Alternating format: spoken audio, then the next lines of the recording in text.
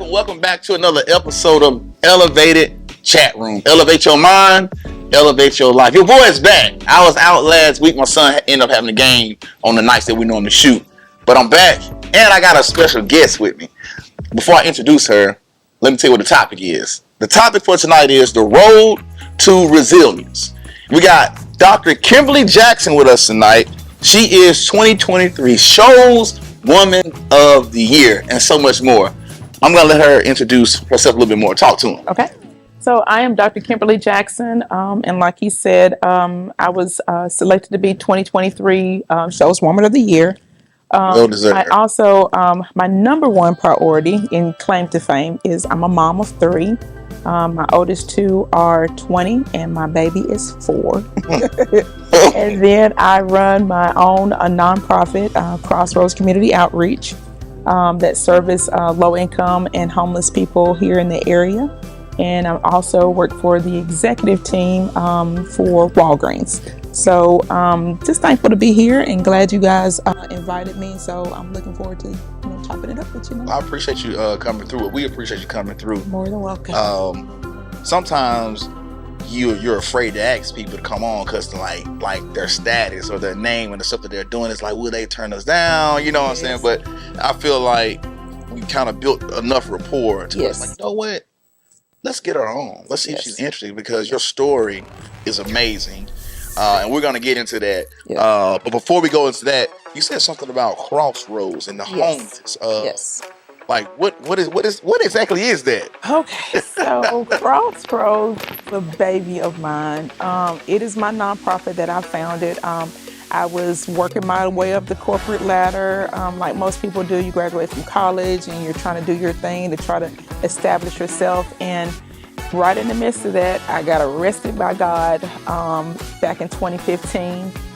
Working my job, I had just got a promotion, just got the office that I wanted, and all of a sudden God said, I want you to do a new thing with you. And so it ended up taking me into a totally different direction. I'm by trade a human resources administrator.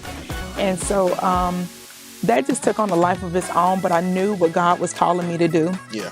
And I had never done it before. I'm not a social worker by trade. But he was so specific in what he was calling me to do. And so I ended up turning in my 2 weeks notice. Back in 2015. And I remember driving home. I worked up in Cortland at Sequel. And I just remember driving home.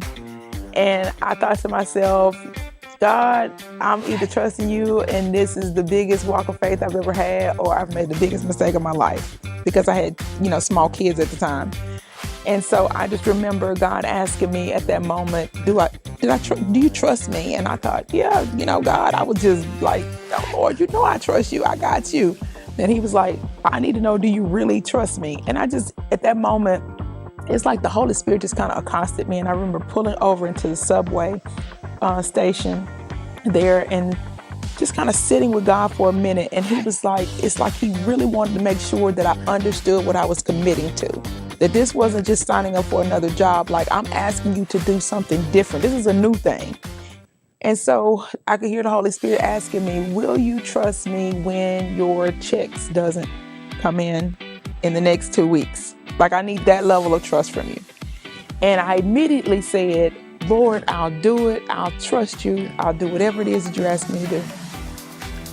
And immediately when I said that, I could hear the Holy Spirit telling me, you say that now, but you don't have the level of faith that you need in order to do what I'm calling you to do, but I'll get you there. And so at that moment, back in 2015, I made a commitment to God that, no matter what, because I knew what he asked me up front, that can you do this without the money? Yeah. Like, can you do this if you're not getting paid for this, if the money is not rolling in? So I knew, and so fast forward to now, when I'm talking to my board members, I know what I asked God and I know what God promised me, that if I stepped out on faith and to do this, that he had my back no matter if I had funding, donors. And so it's a different level of faith walking when you're walking that way, knowing that this is something that is ordained by God, that no matter what the challenges may appear in the flesh, that God's got it. Yeah. So I walk a little different. So it's more like God's will. Yes. That He allowed to work through. Yes. The instrument. So I don't have a choice. So, people, when they get, you have a job, when you're called into ministry, I do a lot of consulting work with people who want to start nonprofits. And what I'm clear to them on all the time, when you're trying to start a ministry, is not a nonprofit. So it's a totally different calling on you, and they're run similar. So in the secular world, they appear to be the same thing. And a lot of times us that run nonprofits get kind of caught up in, the funding and the grants and the competitiveness of it. But those of us that have been called by God into ministry, and it looks similar, the way they're set up looks similar. But those of us that have been called by God know that there's something different, that you're answering to a different authority. So, there's been opportunities that have come my way that said, oh, we'll give you money for this. And God has said no. I had to go back to my board and I prayed about it, and God, and they're like, in the natural, it's a good opportunity. It looks good. But when you're walking by faith and you're doing something and you're running a ministry that God has called you into, there's a different type of authority. And so those of us that have been called into that as a founder of that, in the back of your mind that at some point you're going to have to go in a different direction. You may not be able to do it like people traditionally do it. You got to answer to God in the way that you handle that nonprofit. So ministry looks totally different. And so I walk that out. It's just a faith walk, and I never know how God's going to work things out. But I know that He will. Yeah. So He's been faithful the whole time. Yes. See, and that's what's so amazing. It's like He had to get you up to another level. Yes. So that you would understand, like, look, like I got you. Like, Yes. God is like, I got Yes. you. But it may not look the way you Yes. look at all times. Yes. But when it's all said and done, I got you. Yes. You said some things when you said about your faith. God said your faith is not where I needed for it to be. Yes. And was that not kind of scary? It was very scary. Like, but it was very scary, but I heard Him. Yeah. So if you've ever heard from God, you know that it's Him. Mm-hmm. And so it's almost like that authority is if you were sitting there and your wife called you to the kitchen and said, hey, honey, I need you to do such and such and such. It's that type of hearing. It's a totally, you understood what the assignment is, And so I heard what He said. And so when I committed to that and said, okay, I'll do this. And He says back to me, you don't have the level of faith to really raise your hand to say you can do this, but I'm going to get you there. And so what happened over that course of that next year, He took me through some stuff. And so, going through, finances and just up and down, until He had literally perfected me in that area of trusting Him. And it's a different level of trust when bills are coming in and you're like, okay, God, like, you told me to quit that job and I don't have no money coming in. Like, what are we going to do about this? And watching Him do it. It's a different level of faith. And so the first couple of times, because we're still, we're still flesh. Mm-hmm. So the first couple of times, I'm scrambling. I'm like, oh, I need to call and make a payment arrangement. And I could hear the Holy Spirit say, I don't need an arrangement. I got this. I literally got this. And I would have people just call and say, we want to partner with you. We want to donate to this. We want to hang you something. We want to make sure you're good. Have you eaten today? And so God just worked it out. And so by the time I got to my second and third year of doing this, it was just a level of knowing. So when we started out my nonprofit, we were literally, me and my kids working out of my car. I didn't have a building. I didn't have, I did not have nothing. I did not have anything. I just knew what God told me to do. Yeah.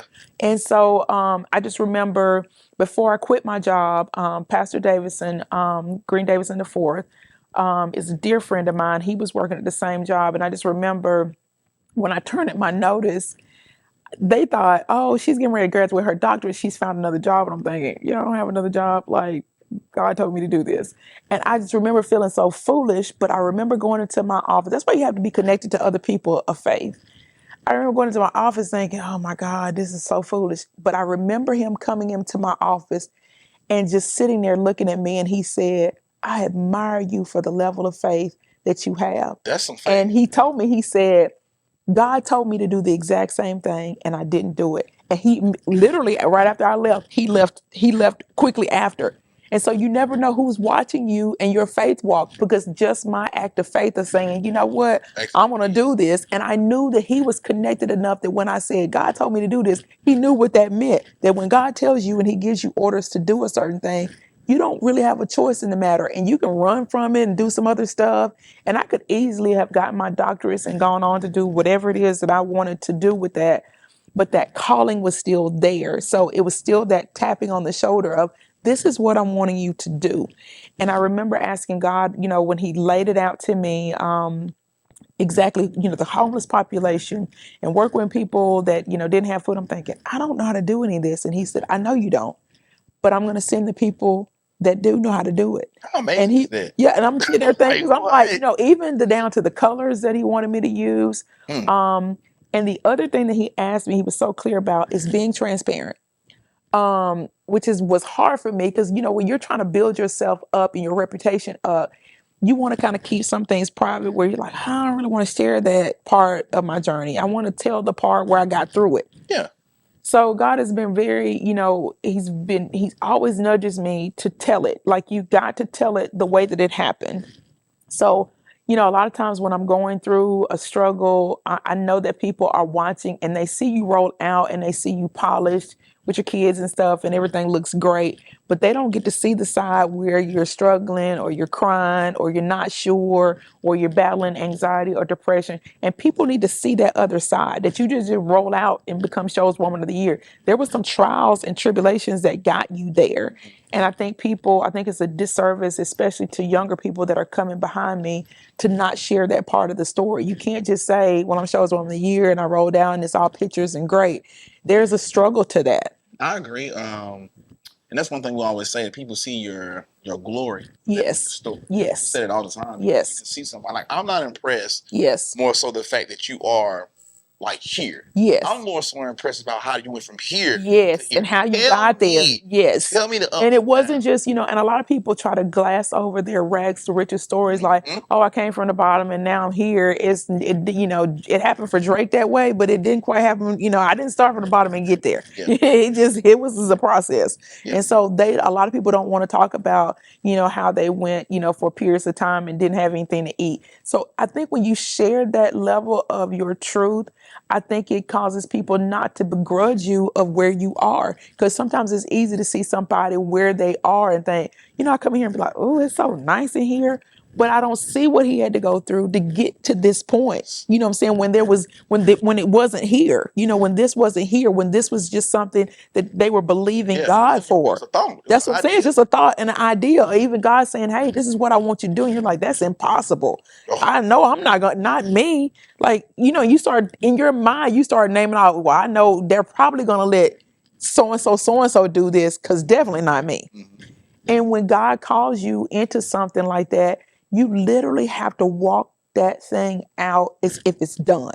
And it's hard to do that sometimes because you can't see it. You literally cannot see it, but you know that that's what he's called you to do. And you're like, okay, I'm going into this meeting and this meeting is about $100,000. And you're thinking, I know this is going to be a denial.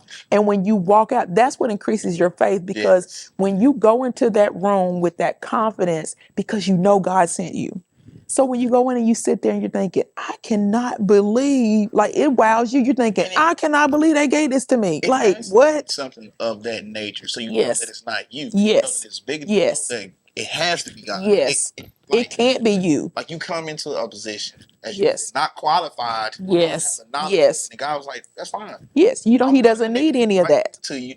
I'm going to work my will through you. Yes. I'm going to make sure you're connected. I'm going to make sure you have the resources. Yes. So like you said, though, that builds your faith. That builds your confidence in God. Yes. So now it almost goes from faith to just trust. Yes. Like, I know. Yeah, you just, I mean, you do. It's just, I mean, it literally is a sense of ease when you realize that God's got it. Like, and people are like, aren't you stressed about that? Or aren't you worried about that? You're like, no, because I know I've seen him do the impossible. So speaking of the impossible, let me ask you this.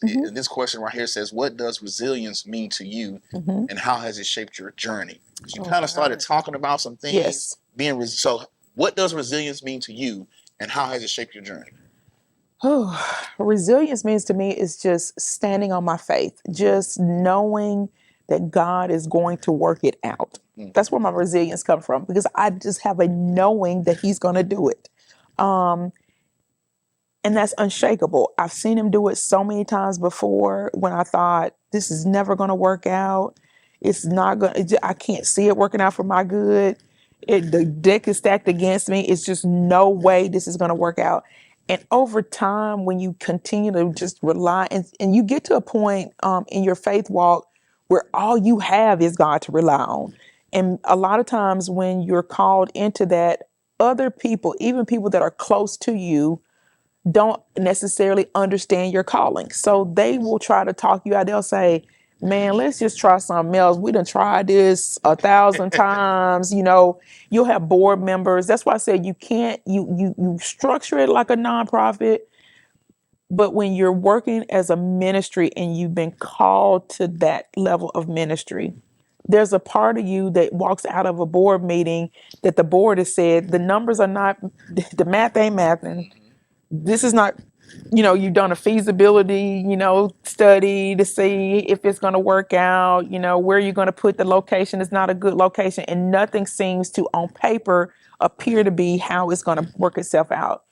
Your resilience comes when you can rely on that faith, knowing that, you can, with 100% assurance, tell your board members and people that are sponsoring you, I know I know it doesn't look like it's going to, but in your mind, you've heard from God.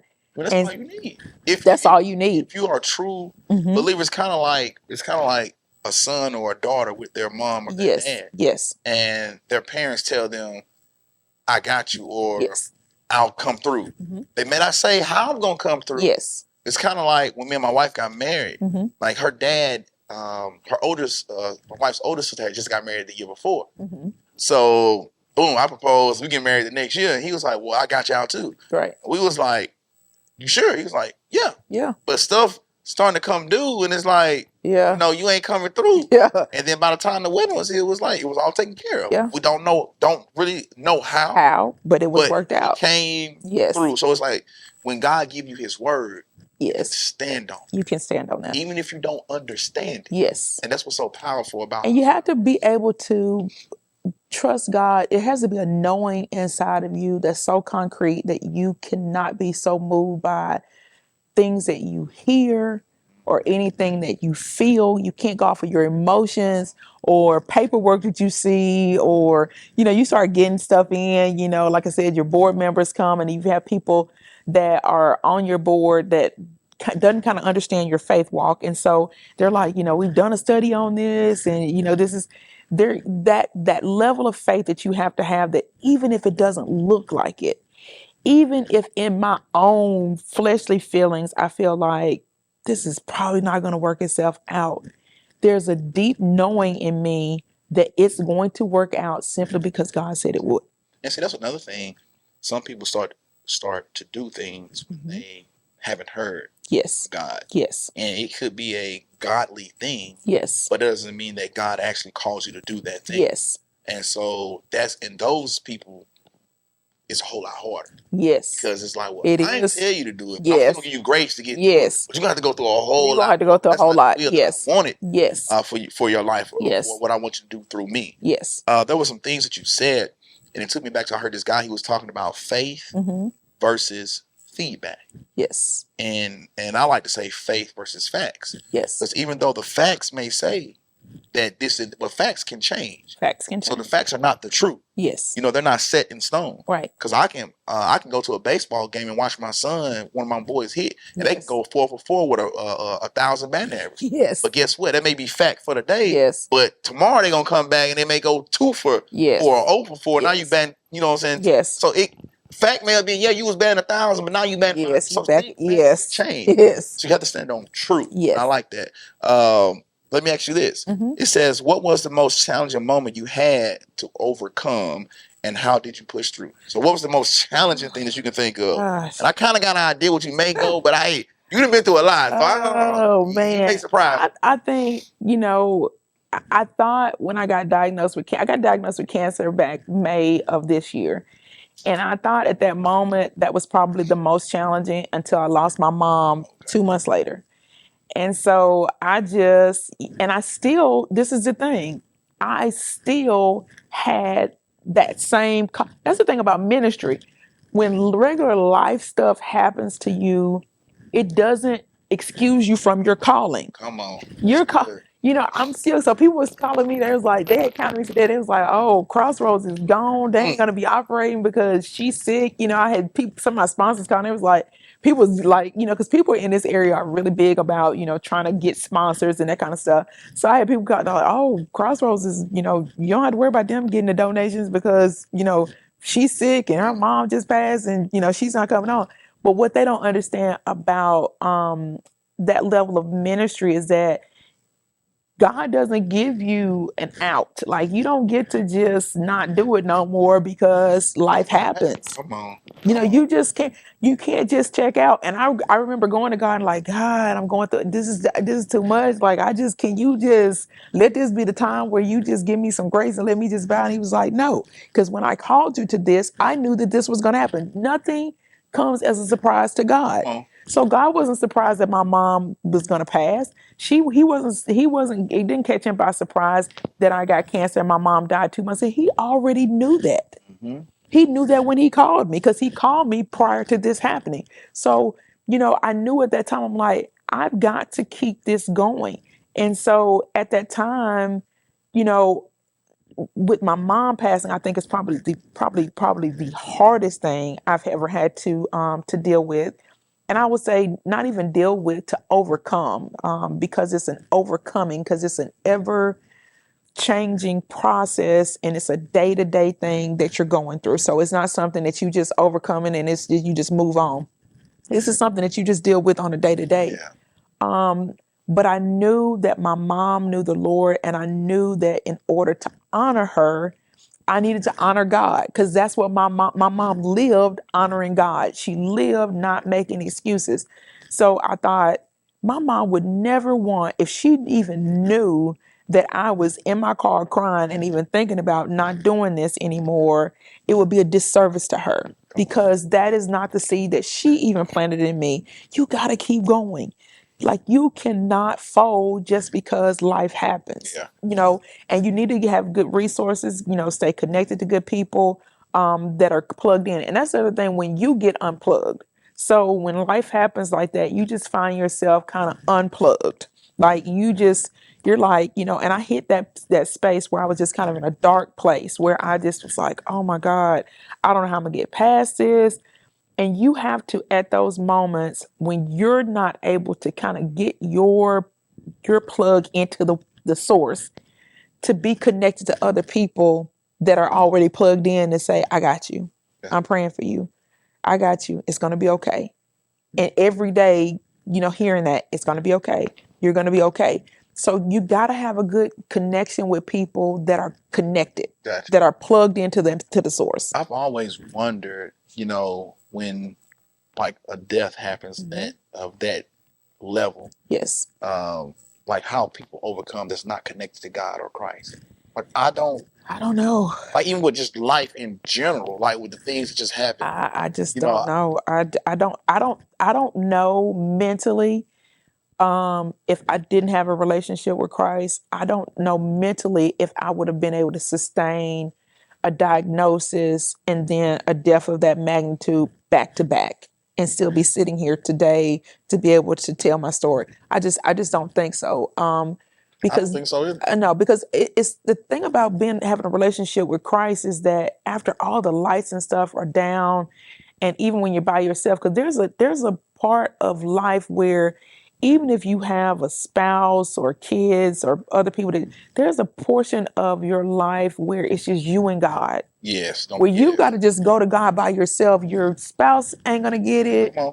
Your kids ain't gonna get it. Your mentor ain't gonna get it. It's just you. It's raw. It's just you and God. It's just you and God, where you're saying, God, I don't know about this. I don't know if I can continue to do this. And in those very raw, intimate moments that you have with God it's just kind of a game changer where in my mind, I always think of the story of Paul when he got his name changed. And I think it's those pivotal moments in life where he kind of meets you on that road of Damascus, where he just kind of strikes you down and something happens to you and you never come out the same. Like you come out of it different. Yes. And so even though your actual name doesn't change, there's a difference. There's a difference about you when you come out of those type of situations and those trials that just builds your faith because you know at that moment that there was a changing that happened with you and only God did it. And you can sense it, you can Yes. feel it, Yes. and it shifts your It whole shifts like you. Yes. whole like person. Everything changes about you. Yeah, it does. Yes. It's like you walk different. You do. And it like I say, it's like the highest level of confidence Yes. that you can have, even though, cause like even in like relationships and marriage, when you go through the hard times, you sit down, you have those deep, hard, tough Yes. conversations. Yes. Don't want to do it, but you got to do it. And once you have it, it's like, boom, we went to another level. Yes. You can feel it in the You can relationship. feel Like, it. man, We made it through yeah, that. we went to another level with this thing. I got a new level of trust with you.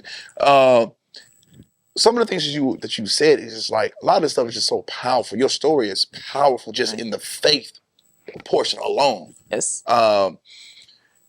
You think, or you would think, that as God is building your faith for the nonprofit, He's actually building it for your life. Yes. It's not tailored to just this nonprofit. No, they're one and the same. They're one and the same. Because it's like, if I can build you up, Yes. have confidence and faith in this, then when life hits, you know, outside of nonprofits, like, look, God, He didn't already came through so many times with this nonprofit stuff. So why not trust Him with my relationship? Yeah. Why not trust Him with, you know, my thought life? You gotta trust Him you gotta literally trust Him with every single thing. Like I've seen Him do things that I just thought, oh my God, like I just, you know, I've seen Him do miraculous things over and over and over and over and over again, to the point now, you know, when I talk to people about faith, I'm like, you know, and one of the things I'll go back to, you know, what one of the things I was talking about when I came off my job, I had just finished up my doctorate degree and was getting ready to graduate. And that was one of the things that, you know, because I was like, okay, I'm on my road to success. I'm going to be able to go up the ladder now. I've got my credentials. And God said to me, you know, in the middle of me praying through that time, He said, I'm going to give you, just as a bonus, because this is not what I'm calling you into, but as a bonus, just for you, just, it's almost like the icing on the cake. Like, I'm just going to give this to you like a parent would give candy to a child. I'm going to give you this doctorate because I know this is something in the flesh that you want, but you don't need this to do what I'm calling you to do. But this is what He asked me specifically to promise Him. He said to me, this degree and credential will get you into rooms that you would not previously been invited into, just because some people are just big on titles. Yes. So it'll get you into a room. But when you get in that room, I need you to let them know that I sent you. I don't care who you're talking to. I don't care if it's the president of the United States. I don't care what room it's in. I don't care how carnal that room is. Yes. You need to be clear that I sent you, that you're not there as Dr. Jackson, and that you're not, has nothing to do with your degree or anything that you've earned, or that you're so great or nothing like that, or that you can speak, or, you know, that you're only here because I sent you. And so I had to be clear when I go into any meeting and stuff, and I'm like, you know, when they're trying to lean towards something more secular, and I'm like, I can hear the Holy Spirit like, you better let them know. You better let the people know who sent you. Don't be fooled into thinking, because sometimes you can get so caught up in credentials and people singing your praises in the natural that you forget that God, and anytime I get off on that path, is just hell to pay. Like when you get off into that, you know, I'm Dr. Jackson. That's why when we won Show's Woman of the Year, we were sitting there when they called my name, we didn't even move, because we didn't go in thinking we were going to win. Because I always try to I know that God sent me to do what he called me to do. So we just go in. And so when they call my name, we just sitting there. And my cousin was like, I think they called your name. We sat there for the longest just waiting. And she was like, yeah, I think they called your name, because I know who sent me. So we don't, it's just not about, you elevate past that. And the accolades are good. It brings a lot of attention to your nonprofit and that kind of stuff. But there comes a level of faith that you get to in this walk when you're called by God, that you know that you don't need it. I used to be big on, when I first started, my board was like, oh, we need to get as much press coverage as we need to get. You need to, we need to get these, we need to get it out there in the community. And the Holy Spirit would always say, the people that need this will get it. Come on. We've never had anything that the people that really didn't need it, they're going to get it. Even if it's just one. So don't get so caught up on having 1,000 people there and packing rooms, because you're trying to reach the one. So you're not trying to please a crowd. So don't get so caught up in, oh my God, the room was packed, how many people you had, because we want to produce numbers. Especially when you start dealing with nonprofits, and even in churches. So, everybody. And so we became, and that was a pivotal moment in our nonprofit, when our funding got pulled by the city, which I felt like at the time was so devastating. But this is what God, taught me in that moment, because we had gotten so caught up in being a nonprofit and a slave to numbers. Like, you got to have 55 homeless people that you saw today. If you go in there, you got to give to every person a pamphlet, and everybody got to sign off on this. And we were missing the ministry part, because we were so caught up in trying to be compliant with a grant and what the stipulation was from the government, that I lost sight that I was answering to God.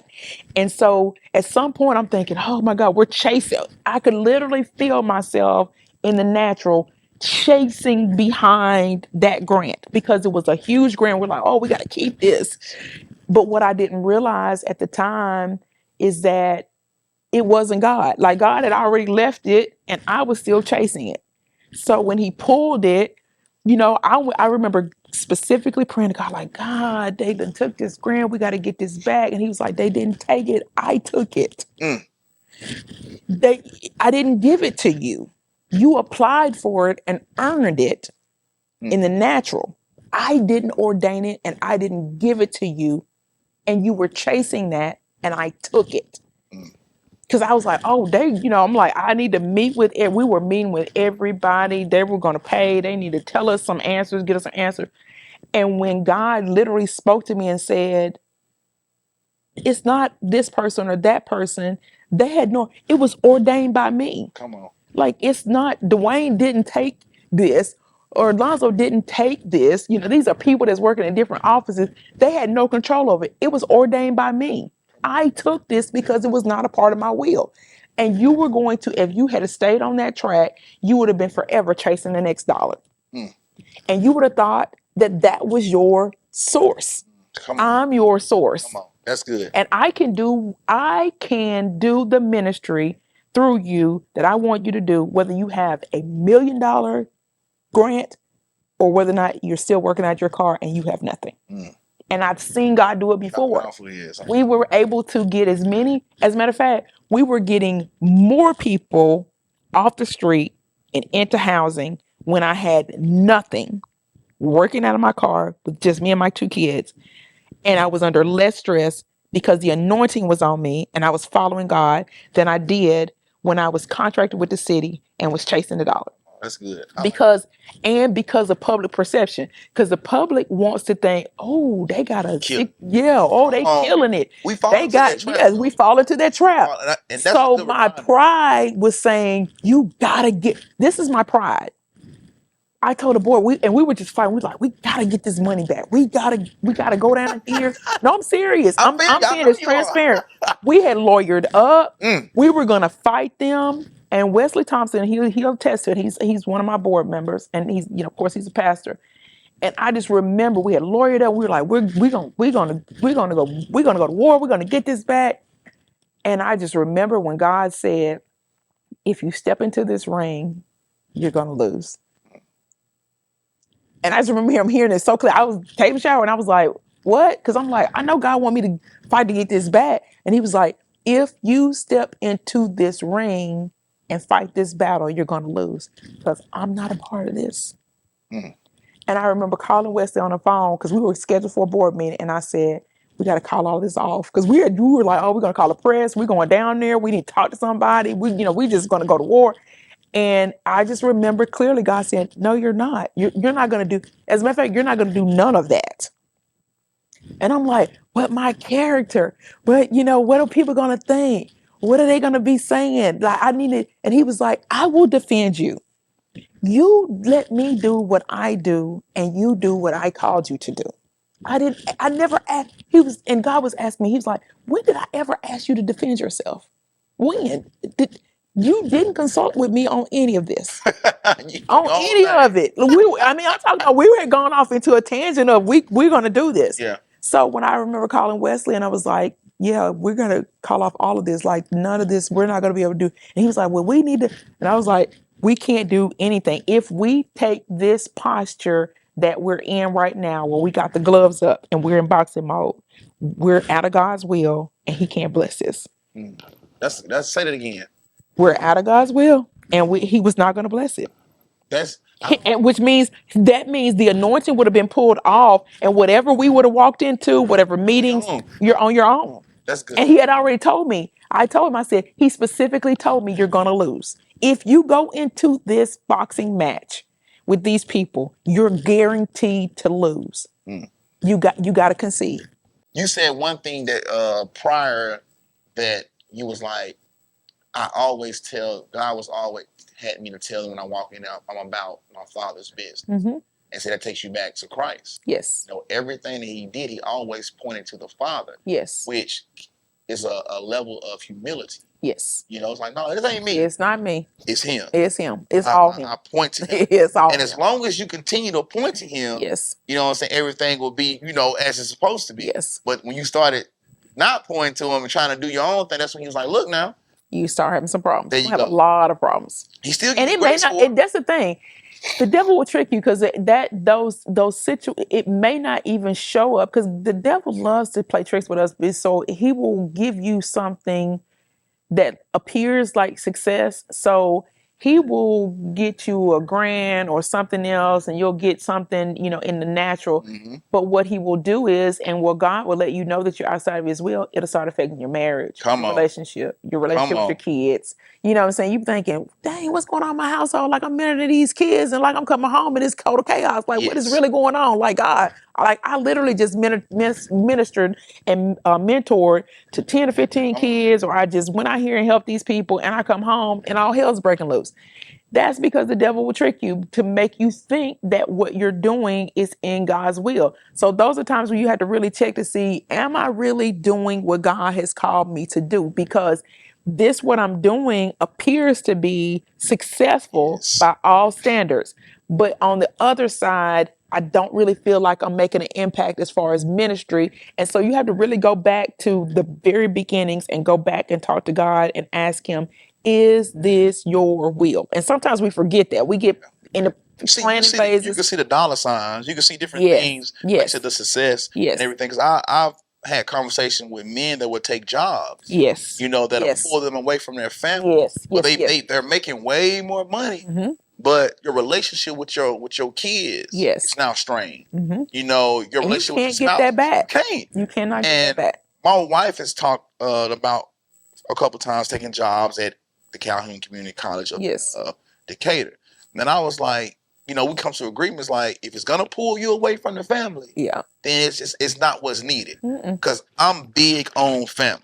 Everything comes second to that. Yes. You know, it doesn't matter if I got an opportunity to go do this, that. I'm like, no, like if it's gonna put a And it's strain hard to turn on that my kind of stuff. wife, Yeah, it it's hard. is. It's hard to turn that kind of stuff down. It is. But when you're not motivated by those things, Yes. like would it be great to make more money? Of Yes. course it would be. Yes. But not at the extent that when I come home, No. my sons don't know me the No. way they know me now. And the thing about it is we're all in different places in our ministry. There And you so, go. and God called us all to do different things. So a lot of times you'll talk to somebody that's in a different place in their ministry. Mhm. And so they're like, oh yeah, you can do this, that, and the other. But you're like, I'm not, and your level of faith may not be where that other person's is. That's true. So you're like, no, I really need to be, if that person has, especially if you're married and you're in covenant, and y'all have already, like you talked about, you have already gotten to a different level with your spouse where it's like, okay, we've overcome all these obstacles. What you don't understand is when you're talking to somebody that is maybe newly married or is going through those situations and haven't come out on the other side. When you're saying, oh, well, just leave your house because you and your spouse good because y'all done been through the trials and tribulations. So when you ask somebody, to say, okay, in the name of ministry, I want you to kind of leave your wife and kids at home and come go with me. They may not be in the same space or place you are as far as your ministry. And so we have to be careful of that too when we're asking other people to commit to something that we have a level of faith for that they're not there yet. Doesn't mean that they're not committed to ministry. They're just not there yet. And you have to, when I first started, it's no way what I started off doing, I would be able, what I'm doing now, I would be able to do when I first started. Right. I didn't have the level of faith to be able to do it. Like I just didn't. So, my finances, and how to work that, what that looked like, when God is saying, sow this seed or plant this seed or do this thing. When you're asking somebody else, where I am right now, to ask somebody else that, and a lot of people will do that. They're like, oh, I'm going to do it exactly how you do it. So I'm going to take my whole paycheck and I'm just going to sow into it. I'm going to start me a nonprofit.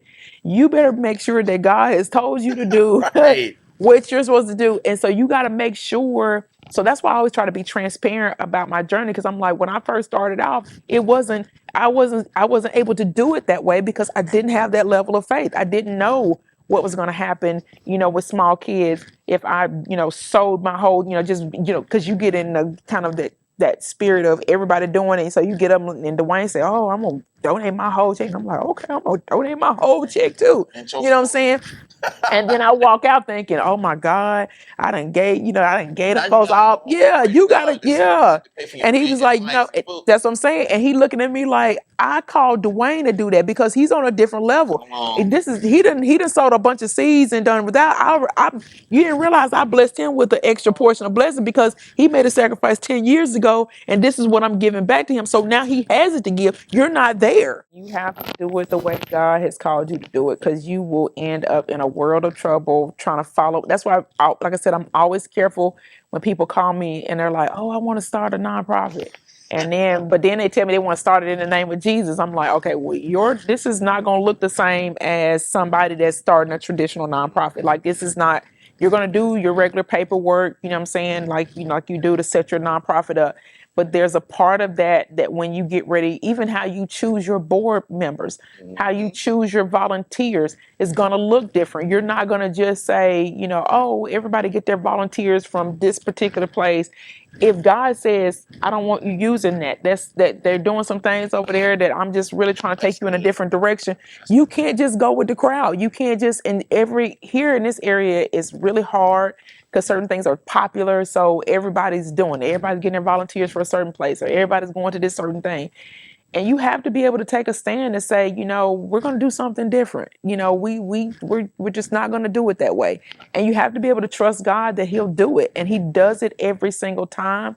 And so it just increases my faith when I watch other people that have stretched their faith, and I've watched their journey and watch them go through and watch how God blesses them. And I'm thinking, and I never feel the need to run and catch up. Like, I don't feel the need to I need to run and catch up with them because they got this and I need to get it too. No, my time is coming. And it may not even look like that. You know what I'm saying? So you have to stay in a close relationship with God to try to figure out where you are as far as your level of faith and what it is that he's asking you to do, and making sure, is this God's will? God, is this what you're wanting me to do? Because a lot of times we get caught up in natural things that's not a part of Yeah. God's will. It's just And not God's will. and it also goes back to being content in Yes. every state of life. Yes. Not necessarily that you're just overjoyed that everything is always going Yes. right, but just content, knowing Yes. that my strength is in the Lord, knowing Yes. that I'm not comparing, I'm not competing. What's for me Mhm. is for me. If I'm Yes. not called to speak to millions,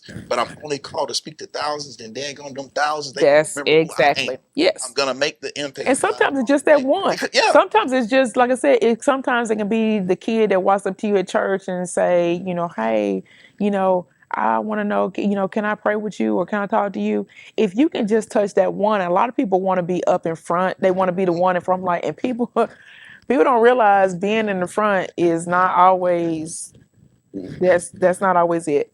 So they want to be the face. And I always tell my board, they'll tell you, I rarely do a lot of. I send my board members out because I don't ever want it to be about me. So they're like, no, you need to go. And I have people that'll just be like, no, I just want to talk to you. And I'm like, so I had to be very prayerful about not getting into my own head to make things about me. So, if it's something that's dealing with, PR and, stuff like that, Jeffrey, it's on my board. I'll send him, he'll do a lot of PR stuff for me, a lot of marketing and radio and that kind of stuff, because I just don't want it to ever, the focal point to be on me. I like that. No, I don't ever want the focal point to be on me. I'm like, it's a team effort and God gets the glory. And I'm like, if you put so much focus on one person, then you forget that it's about God. Yeah, you have to make sure that God gets the glory in that. Sometimes we can get caught up in wanting people on our board or volunteers that have connect. I used to get that all the time. People would always call me when I first started, like, oh, you need to get somebody on your board that's got a good connection. And I'm like, no, they need to be connected, but they need to be connected to the original source. Come on. Having connections out in the community is good and all of that, but you'll learn the more that you're doing this type of work and you've been called into it, especially when the bulk of it falls on you, that you really have to be very mindful about the people that you have to join you, because they will be praying to God just like you're praying to God. And so they will keep that mission and vision going, even if you're sick, you're out, or whatever. But when you get people just because it's the new great thing, when you get, you get people volunteering and stuff because it's a fad and everybody's doing it and you made the paper and so they want to be a part of something, great. And you don't really consult with God about that, and you don't have people that are like-minded, that are God focused and centered, that are a part of what you're trying to do, you will struggle really hard to try to get your board and your volunteers to really understand where you're trying to go with this. Gotcha. You know what I'm saying? Because a lot of times people want it to be bigger and bigger and more money. Yeah. And so they lose sight of the vision and the mission of your organization. Because in essence, the person that carries that weight, which I carried that weight with Crossroads, you want to be able to be out of pocket and somebody else be able to clearly articulate what it is that you do, how you do it, and why we're here. And so the only way that you're going to get that is to be able to be prayerful and get people that are, connected to your organization, that understands that it's a ministry and not just a nonprofit. That's good. Yes. Well, I'm gonna ask you this last question because we've been flowing. This will be the last one. Then you can kind of, if there's anything else you want to say, address them, we can do that. But my last question, because we've kind of pretty much covered almost everything that's on this on the list for tonight. But what advice would you give to someone that's struggling to find strength after a difficult experience? What advice would you give them? Stay connected. When you hit those very dark places, where you just do not know which way to go, which way to turn, you need to already have a support system in place. And a lot of times people think that a support system comes from a spouse or family members or folks at your church. your support system that I've had to learn the hard way. Your support system can be somebody, a person that you've never met at Walmart that can walk up to you and give you a word of encouragement. So you have to be open to God using different people to keep you connected. So that's my biggest thing is just not allowing the enemy to get into your mind, because of course we know that the devil, the first place the devil gets us is how he binds us is through our mind. The word tells us that the only way that an enemy can come into a strong man's house and take him over, he first got to bind him, and the way he do it is in his mind, because he can't do it by his strength. Right. You can't do it with his strength. So you can have an army of people in your house, you can be strapped with guns, but if mentally the devil can get into your head and bind you, he got you. Gotcha. Oh yeah. He got you. All day, every day. So he can't take him down by his physical strength, but if he can get into that strong man's head, he can take over his whole house. And that's the same thing true when you're going through a tough time. You got to be connected to some other people that says, man, we're gonna get up out of it. We're gonna get out of this. Since we're gonna pray our way through this, you gotta stay connected to other people that when you're, for whatever reason, have come unplugged, where life has just got you where you're like, I can't see it. Because I hit a place there, and like I said, I'm go to church, been in church, been saved, but when my mom passed, it just had me in a space where I'm just like, I'm just struggling. And you've got to really be connected to some people that when you, for whatever reason, either you pull the plug from God, like, I just can't do this, I can't hear the scripture, I can't hear the word. You've got to be connected to other people that are still plugged in, that are saying, I got you on this side, that you're going to be able to pull from their strength. And they may not be able to, they can't bring my mother back. There's not really any words that they can say, but being connected to somebody else that's connected, that says, I got you, I'm praying for you. And people that are earnestly praying for you can bring you out of a dark situation that you thought, I'm just never going to get out of this situation. And I think the other thing for me is because of my faith, I've seen God do it over and over again. Like he just keeps doing it over and over and over and over again. And because I keep trusting him, so there was a part of me that said, if you can get out of this bed and if you can spiritually give this thing to God, and I know this is the toughest thing. I know you're trying to hold on to this thing. You just nursing it like, oh, my mama gone. Yeah. But if you can find the strength to give this to God the same way you've given everything else to him, Come on, trust he me. will do this the same way he's done everything else over and over again. And when I found the strength, and like I said, that strength came from other people saying, keep praying, I got you. Keep praying, I got you. Once I got to that point that I was able to give it to God and say, God, I've been wrestling for this. I cannot keep holding on to this. And I truly gave it to God. I saw him do what he's done, what he does the best, is do it over and over again, where he just gave me the strength every day to just, like I said, it's one of those things where you don't just overcome that type of grief and loss. It's a process. It's an everyday thing that you learn, because it's a new normal that you're having to go through. But just knowing that if God did it once, Come on. he'll do it again. Gotcha. You like to go back and remember all the things basically that God, your faith journey, all the Yes. things he's come through for. Yes. Play that highlight reel. Mm-hmm. Like, when you do a highlight reel, you only show the good stuff. Yes. So it's like you have to go, when you're going through things, when you say they're just reminding, hey, play that highlight reel. Mm-hmm. Go back and just remember all the good stuff, Yes. that not only that God has done, Mm-hmm. but go back and play that highlight reel of the memories of your mother. Yes. Or that loved one that you Yes. lost. It's like, you know what, man, I had some great times with so-and-so. Yes. And, it'll go from tears of sadness to tears Mm-hmm. of joy. And not only do I play my highlight reels, I play my losses too. Mm. So when I'm going over and I'm thinking about, when I'm playing my highlight reels, it's some tough times too. So I play it all out, because in either time, God was there. Mhm. So even in my worst moments where I thought I'm never, God always brings back to my remembrance. I always go back to a time where I thought I am never going to get Right. through this. Like, this is the most humiliating time or the worst time. And I'm looking 5, 10, 15, 20 years down the line. And I'm like, I remember sitting there thinking, I'm never going to get through this. I remember when I graduated And I remember when I was my freshman year down at Sanford, and I thought, oh my God, it was just so difficult down. I'm like, oh, I'm just never going to get through this.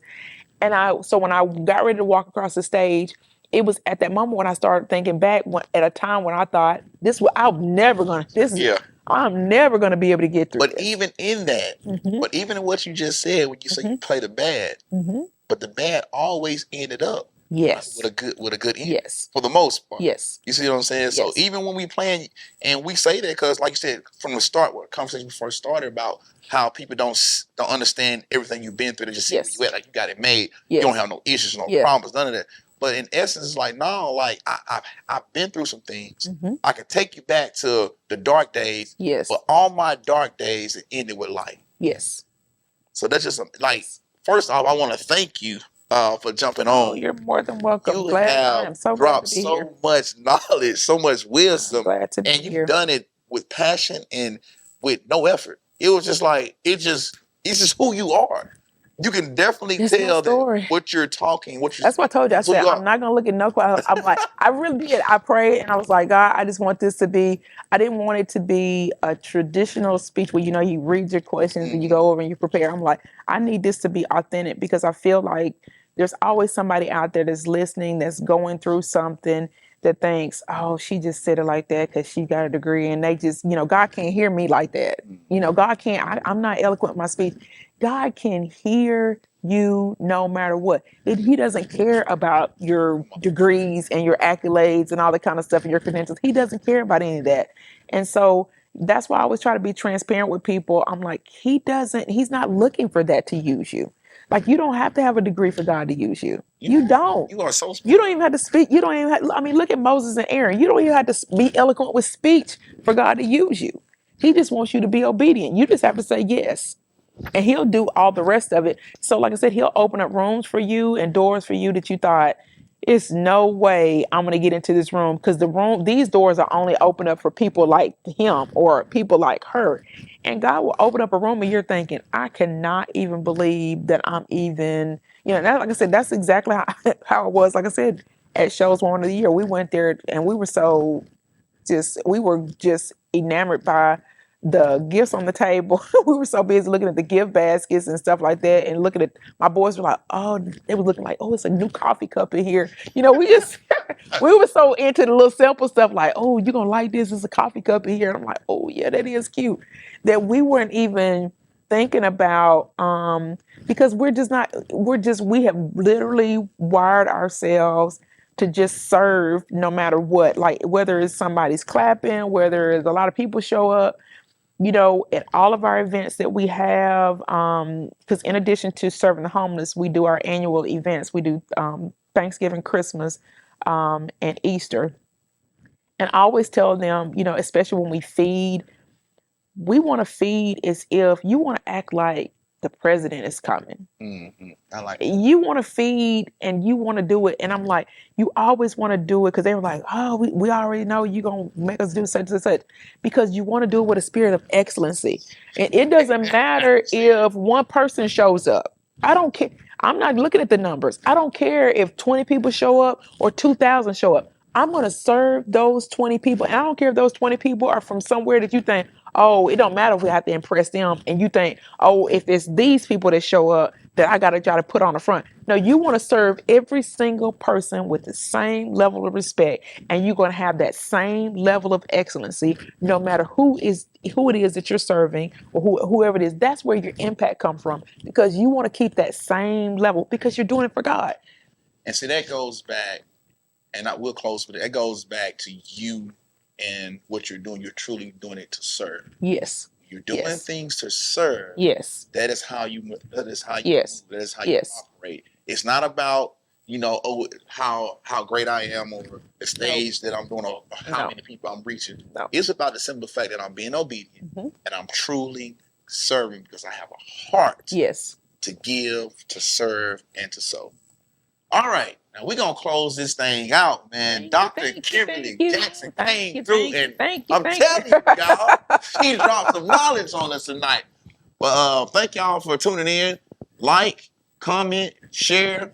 Like I said, if you want to hop on, hey, you can holler at us. You know what I'm saying? But we out for the night. Thank you guys. Elevate your mind, elevate your life.